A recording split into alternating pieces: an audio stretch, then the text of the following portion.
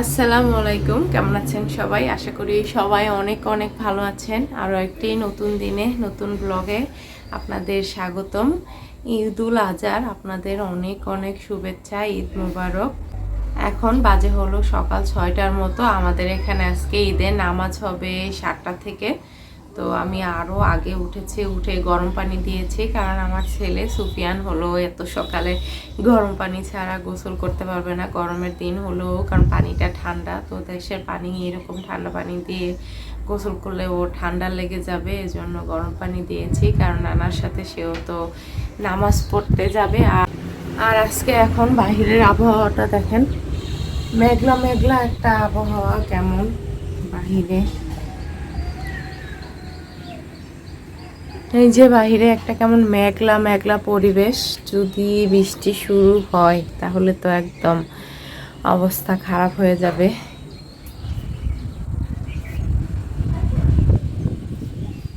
বাতাসও চালিয়েছে সকাল সকাল, সুন্দর আরামের বাতাস, ঠান্ডা ঠান্ডা একটা, একদম শান্ত পরিবেশ সকাল সকাল। কালকে পর্যন্ত এই রাস্তার মধ্যে কি যে একটা ভিড় ছিল, সর্বক্ষণ গাড়ি। আর আজকে দেখেন সকাল সকাল একদম সব ফাঁকা।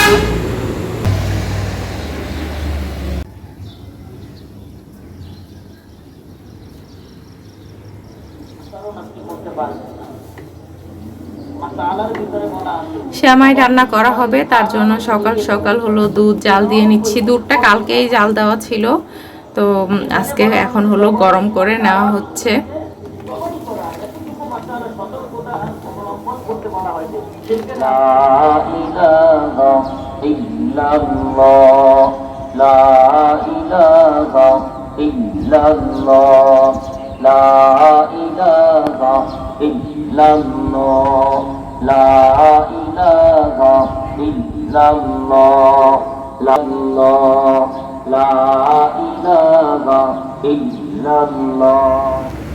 আব্বু আর সুফিয়ান তো চলে যাচ্ছে নামাজ পড়তে ঈদের।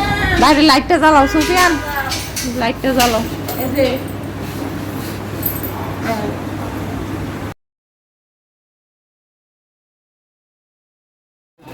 এই দেখেন আমাদের কুরবানির গরু, আর এখানে এসে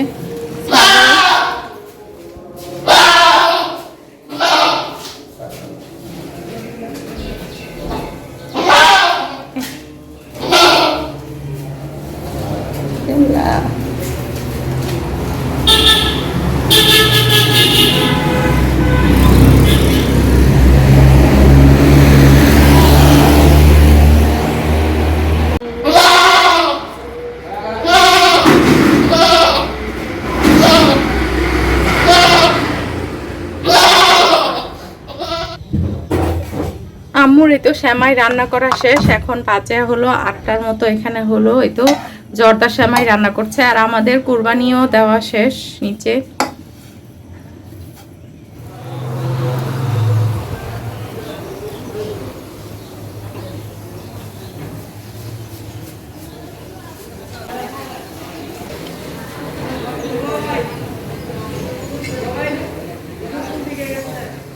এই দেখেন আম্মু রান্না করেছে দুধ সেমাই, জর্দা সেমাই, এখানে খিচুড়িও রান্না করেছে। তারপরে এটার মধ্যে হলো মুরগির মাংস, এখানে হলো কালকে গরুর মাংস রান্না করেছিল সেটা আছে, আর ভাত সকালে রান্না করেছে, একদম ঘুম থেকে উঠে ভাত রান্না করেছিল। বাসার সব দিক থেকে একদম মাংস, হাড় কাটাকুটির শব্দ আসছে।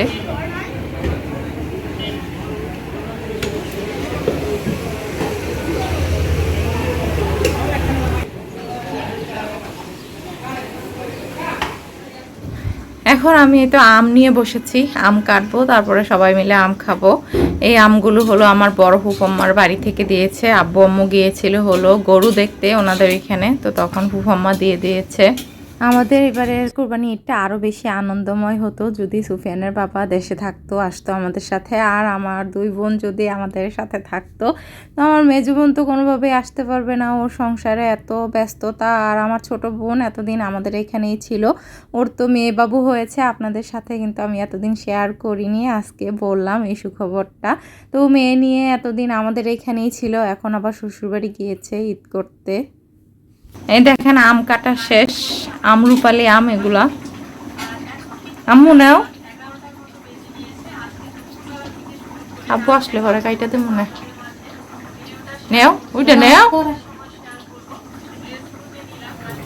আমাদের কুরবানির মাংস এই তো এখনও কাটাকুটি চলছে, সম্পূর্ণ এখনও কাটা হয়নি, প্রায় দুপুরের টাইম হয়ে গিয়েছে।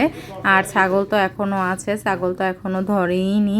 তো এগুলো কাটাকুটি হলে বাসায় নিয়ে তারপরে আবার 3 ভাগ করতে হবে, তারপরে হলো রান্না বান্না শুরু হবে। যে কখন যে কি হবে আল্লাহই জানে।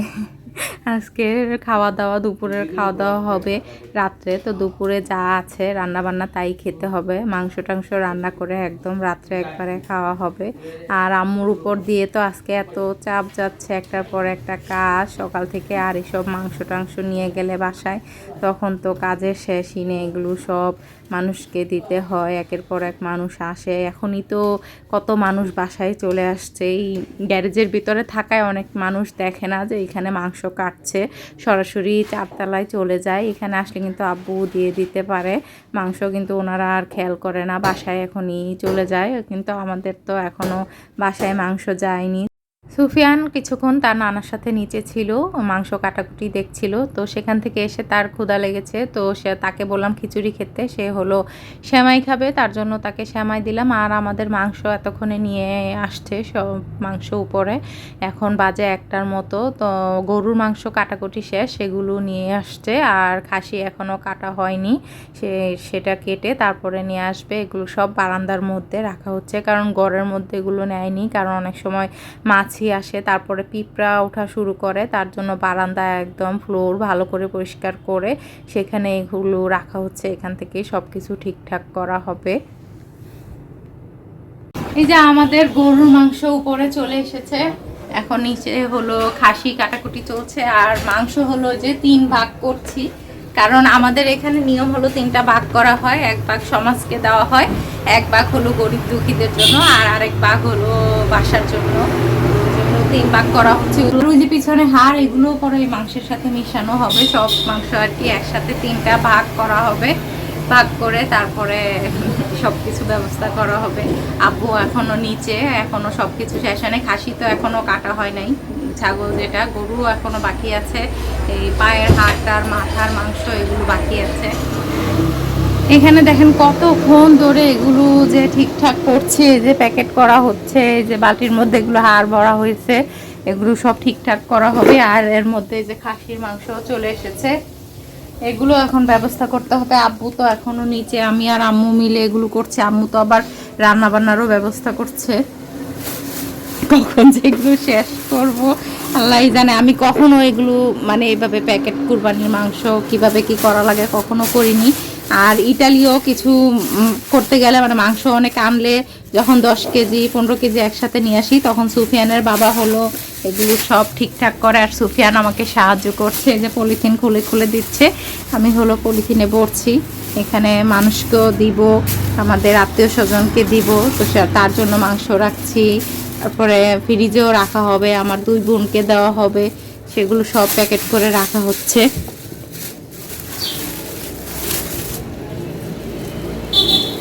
এখন বাজে হলো 3:30টার উপরে, মাংস টাংস মোটামুটি গুছানো শেষ। এগুলো মনে হয় ধুয়ে নেওয়া হয়েছে, আর অনেকগুলো ফ্রিজে রাখা হয়েছে, আবার মানুষকে দেওয়া হয়েছে। একের পর এক মানুষ আসছিলই, এরকম এত কাজ রেখে ওদেরকে দেওয়া লেগেছে, এরকম অবস্থা হয়েছে। আম্মু এদিকে একটু রান্না বান্না করছে। এই যে এই পাতিলে হলো খাসির মাংস বসিয়েছে, আর এই যে এই গরুর মাংস এখন বসিয়েছে। এটা হলো বোনা রান্না করা হবে, আর এটা খাসির মাংস অলরেডি একটা রান্না করা শেষ। এই যে এটা একটু ঝোল ঝোল রান্না করা হয়েছে। আর এখানে হলো সাদা মাংস রান্না করা হবে, সেটার জন্য আম্মু মাংসটা মাখিয়ে রেখেছে। এটা একদম সাদা সাদা হবে রান্নার পর। আমি এই তো এইমাত্র গোসল করলাম, গোসল করে এসে এগুলো রান্না বান্না দেখলাম আম্মু কি রান্না করছে। আর আমার দুই বোন তো তাদের শ্বশুরবাড়ি, মনে হয় না আজকে কেউ আসবে। ছোট বোন তো আসবেই না, এখন মেজো বোনও আসবে নাকি ধারণা নেই, কারণ সবার বাড়িতেই ঝামেলা এইসব কুরবানি সব কিছু ঠিকঠাক করতে করতে তো অনেক বিকাল সন্ধ্যা হয়ে যায়। আর আমাদেরও আজকে বাহিরে যাওয়া হবে নাকি তার কোনো ঠিক ঠিকানা নেই এইসব ঝামেলার পরে। শেষমেশ এই জায়গায় হলো এই দেখেন খালা আর সাথীর মা মিলে হলো এখানে বুড়ি নিচ্ছে, এগুলো পরিষ্কার করছে। এতক্ষণ মাছি ছিল না, এই বুড়ি নেওয়ার পরে মাছিগুলো এসেছে। এই মাংসগুলো হলো ধোয়া হয়েছে, এগুলো ডিপ ফ্রিজে রাখা হবে না, এগুলো হলো সব জাল দিয়ে রাখা হবে, জাল দিয়ে আস্তে আস্তে ভাজা ভাজা করে তারপরে হলো ফ্রিজে রাখা হবে। এগুলো আজকে সব জাল দেওয়া হবে, রান্না হবে না আর কি, শুধু জাল দেওয়া হবে। বিকালবেলা আমার বাসুর এসেছে হলো আমার জন্য মাংস নিয়ে, শ্যামাই খেয়ে এখন বসে বসে পান খাচ্ছে। মৌসুমীর মায় ফোন দিছিলাম আমি, পরে সুফিয়ানরে বলে নিব, কারণ সুফিয়ানে বলছি পরে যাইতে রাজি, যখন বলছি মোবাইল নেওয়া যেত না এরপরে তামসা শুরু, যাইব না। এখন বাজে হলো 7টার মতো, আর আম্মু এইমাত্র কাজ শেষ করে পাকের ঘরের, তারপরে হলো ঘরে গিয়ে এসির বাতাসে একটু ঠান্ডা হচ্ছে। আজকে এত গরম, আর আমাদের আজকে কোনো বাহিরে যাওয়া হয় নাই, কারণ সবাই অনেক ব্যস্ত, আমি একা একা কোথায় যাব ঘুরতে, তাই আমিও আর বের হই নাই।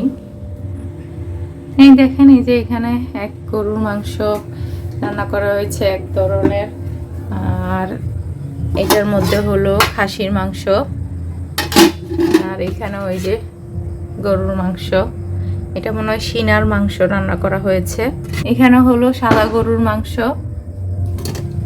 এটা হলো খাসির বুড়ি জাল দিয়ে রাখা হয়েছে, আর নিচে এই যে গরুর মাংস হলো জাল দিয়ে রেখেছে এটার মধ্যে, তারপরে এই যে এটার মধ্যে এটা হলো মাথার মাংসগুলো জাল দিয়েছে, আর এটার মধ্যে বুড়ি, আর এগুলো থেকে যে পানিগুলো উঠেছে সেই পানিগুলো এখানে রেখে দিয়েছে, এখানে তেল উঠবে উপরে, এই তেল দিয়ে তারপরে আবার এই মাংসগুলো ভাজা ভাজা করা হবে কয়েকদিন ধরে, একদম 2-3 দিন ধরে একটু একটু করে ভাজা হবে। এই পাতিলের মধ্যেও মাংসগুলো জাল দিয়ে রাখা হয়েছে, এগুলো সব পরে সময় নিয়ে নিয়ে প্রতিদিন একটু একটু করে ভেজে তারপরে ভাজা ভাজা করে তারপরে ডিপ ফ্রিজে রেখে দেওয়া হবে।